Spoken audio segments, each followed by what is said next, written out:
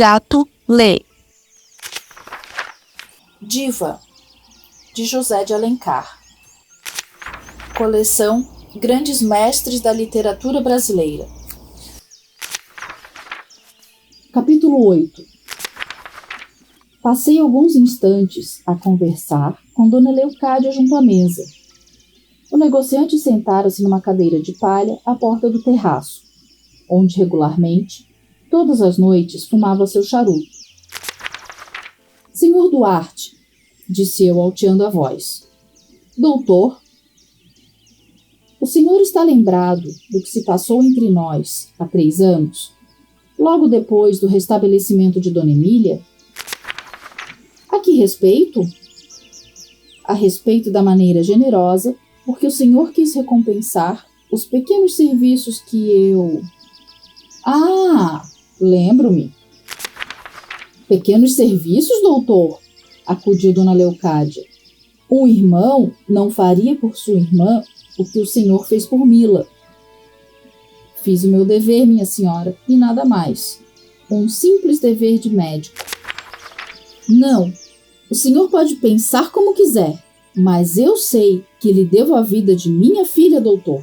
Se não fosse o senhor, que passou 20 e tantos dias quase sem dormir, não pensando em outra coisa.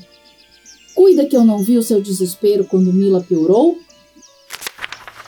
E até uma vez, perdão, Dona Leocádia, disse eu muito contrariado. A senhora compreende que não vim lembrar o que se passou há tanto tempo para provocar elogios, que não mereço e que, desculpe, me desagradam sempre. É tal e qual. Sobre isto não é capaz de ceder. Não o contrarie, mana. Está bem, doutor, não se zangue, já me calo, respondeu a senhora com bondade. Repito, continuei, não fiz mais do que a minha obrigação, e quando recusei a recompensa generosa que o senhor Duarte me ofereceu, tive para isso uma razão. Não sei se lhe disse. Creio que sim, mas não me recordo bem. Recusei por interesse. Ora, doutor, murmurou timidamente a tia de Emília. É verdade, Dona Leocádia, por interesse e ambição. Também tenho as minhas superstições. Acreditava, e ainda acredito, que a minha primeira cura me devia dar felicidade, se eu a votasse como pia oferenda à ciência e à humanidade. E não me enganei. Foi sua amizade, Sr. Duarte, e a maneira por que recomendou meu nome aos seus amigos que me fizeram conhecido e chamado. Diga o seu talento, isso sim, é que fez o senhor conhecido e há de torná-lo um dos primeiros médicos do Rio de Janeiro. Não tenho tais pretensões. Já vê, pois, Dona Leocádia, que meu desinteresse não passou de uma pequena especulação feita sobre a amizade e gratidão de sua família. Durante esta conversa, eu não deixara de observar Emília. Ela estava ainda na janela. A princípio, fez um movimento para voltar-se, que logo reprimiu, depois que pendera a fronte na mão e conservara-se imóvel. As minhas últimas palavras a arrancaram bruscamente a essa atitude pensativa. Atravessou a sala e veio sentar-se no sofá, defronte de mim. Toda ela era desdém e altivez. Nós cruzamos um olhar, como 2 adversários cruzam um ferro, começando o combate. O doutor está gracejando, disse-me Dona Leocádia. Demais. Eu não fui tão desinteressado como parecia, porque... Deve recordar-se, Sr. Duarte. Recusando naquela ocasião, prometi-lhe contudo que, se alguma vez me achasse em embaraços, não recorreria a nenhuma outra pessoa. É exato. O senhor deu-me a sua palavra, mas infelizmente ainda não chegou essa ocasião, e receio que nunca chegue. Pois chegou, disse eu corando, malgrado meu. Não obstante, a punição que eu ia infligir a essa moça e a zombaria de minha simulada cupidez Não me pude eximir ao vexame de parecer um instante dominado por mesquinho interesse pecuniário em face de pessoas que me estimavam. Mas o prazer da vingança me arrastava. Seriamente, doutor? Exclamou Duarte. Não sabe quanto isso me alegra. Disponha francamente de mim quanto precisa. Fale, acudiu Dona Leocádia, não se acanhe. Mano José deseja sinceramente mostrar-lhe sua amizade. Emília me fizera justiça. Depois do que havia passado entre nós, ela sentia que eu era homem a morrer na miséria antes de estender a mão ao dinheiro do pai. Seu olhar fito em mim parecia querer arrancar-me do fundo da consciência a minha intenção oculta. Interesso-me, dizia eu, por uma criança desvalida que perdeu os pais. Espero obter sua entrada no recolhimento das órfãs e desejava nessa mesma ocasião fazer-lhe um pequeno dote. Muito bem, doutor, exclamou Dona Leocádia. Não pode haver dinheiro, mas bem empregado. E eu tenho o maior prazer em concorrer para tão bela ação. De quanto será o dote que nós lhe devemos fazer? Com licença, Sr. Duarte. Eu protesto contra esse nós. O dote há de ser dado por mim só. Quero ter o egoísmo dessa boa ação, a primeira e talvez a única de minha vida. Que teimoso que ele é, observou Dona Leocádia rindo-se.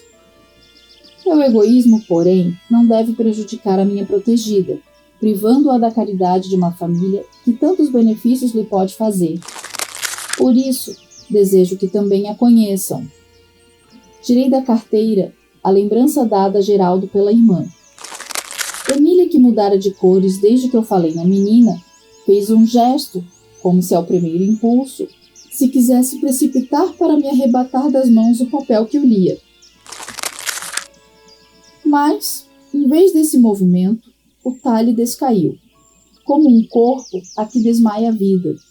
A sua altivez sucumbia vencida.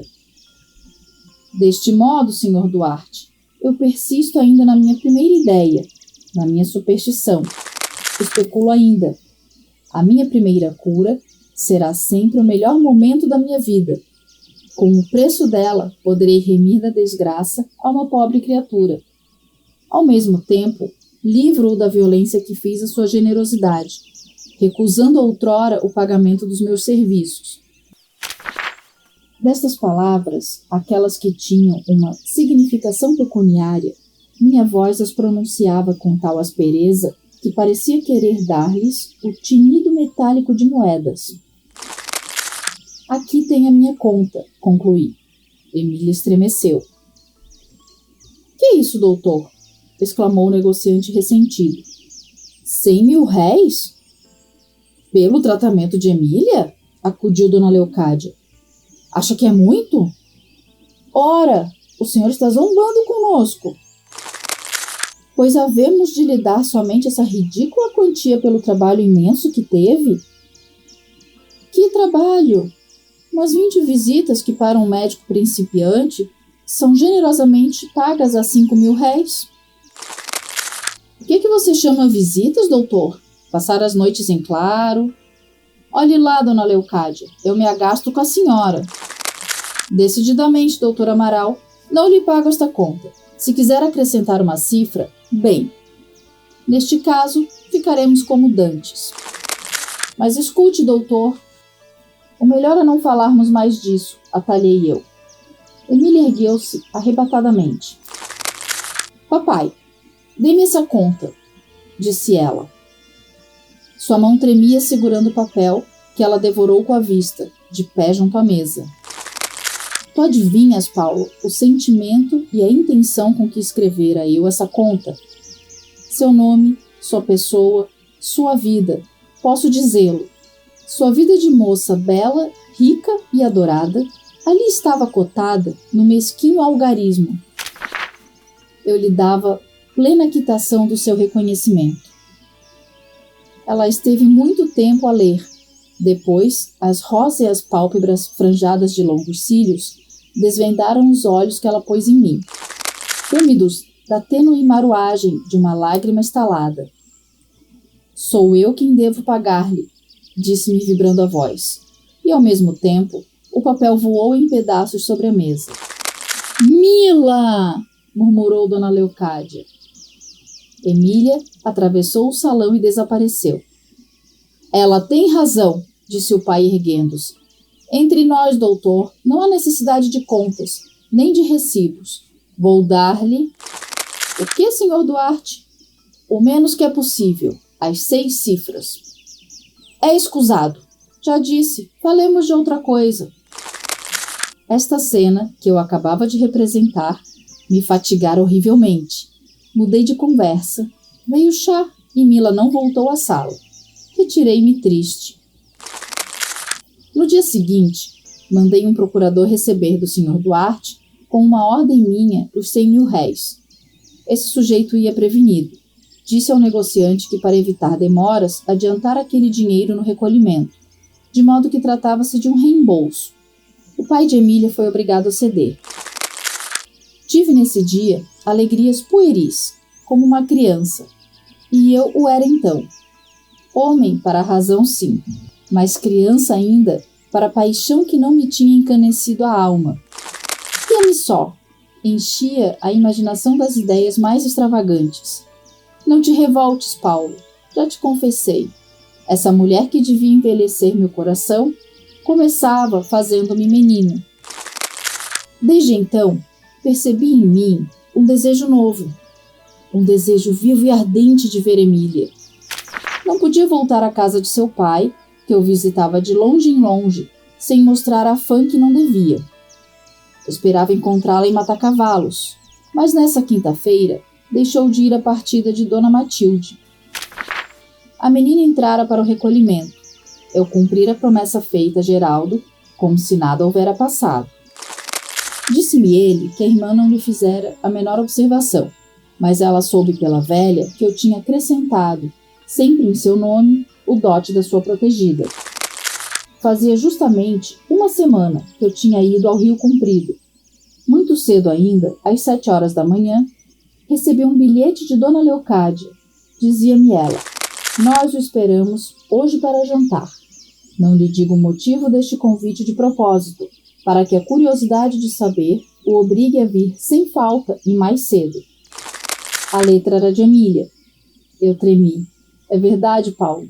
Não conhecia ainda o caráter dessa menina, mas já sabia que ousadias tinha seu orgulho de mulher formosa, habituada a ver o mundo aplaudir-lhe todos os caprichos. Que nova humilhação me reservava ela? Esta obra de ficção pode ser adquirida para sua total contemplação através do link indicado aqui na descrição do vídeo. Obrigada por nos acompanhar neste capítulo.